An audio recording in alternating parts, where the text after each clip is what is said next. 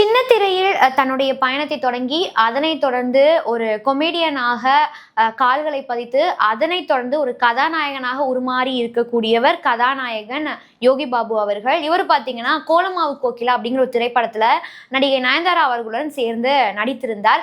So அப்போது அந்த திரைப்படம் மிகப்பெரிய அளவில் பேசு பொருளாக மாறியது, மிகப்பெரிய அளவில் ஹிட் கொடுத்தது. அதனைத் தொடர்ந்து மண்டேலா அப்படிங்கிற ஒரு திரைப்படத்துல யோகி பாபு அவர்கள் கதாநாயகனாக நடித்திருந்தார். அதன் பின்பு ஜெயிலர் பார்ட் 1 திரைப்படத்துல நடிகர் ரஜினிகாந்த் அவர்கள் நடித்திருந்தார். அதனைத் தொடர்ந்து தற்போது ஜெயிலர் பார்ட் 2 திரைப்படத்துல நடித்து முடித்திருக்கிறார். இது போன்ற ஒரு சூழ்நிலையில தான் நடிகர் யோகி பாபு அவர்களுடைய சொத்து மதிப்பு பற்றிய ஒரு தகவல்கள் வெளியாகி இருக்கு. இது மக்கள் மத்தியிலும் ரசிகர்கள் மத்தியிலும் மிகப்பெரிய அளவுல ஒரு அதிர்ச்சியை கிளப்பி இருக்கிறது, ஒரு பிரமிப்பை கிளப்பி இருக்கிறது.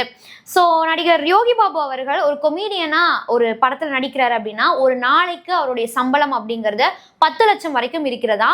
அதே மாதிரி ஒரு திரைப்படத்துல கதாநாயகனாக அவர் நடிக்கிறாரு அப்படின்னா, அவருடைய சம்பளம் அப்படிங்கிறது 4 to 5 கோடி வரைக்கும் இருக்கு அப்படிங்கிற மாதிரி சொல்லப்படுது. ஸோ அது மட்டும் இல்லாம நடிகர் யோகி பாபு அவர்கள் தமிழ் திரையுலகில் மட்டும் நடிக்கல, பாலிவுட்லயும் நடிச்சுட்டு வந்துட்டு இருக்கிறாரு. அந்த வகையில ஷாருக் கான் அவர்களுடன் இணைந்து ஜவான் திரைப்படத்துல யோகி பாபு அவர்கள் நடித்திருந்தாரு. அது மட்டும் இல்லாம நடிகர் யோகி பாபு அவர்களுக்கு பாத்தீங்கன்னா, சென்னையில ஒரு வீடு இருப்பதாகவும், அவரிடம் BMW, ஆடி போன்ற சொகுசு மகிழுந்துகள் இருப்பதாகவும் தகவல்கள் வெளியாகி இருக்கு.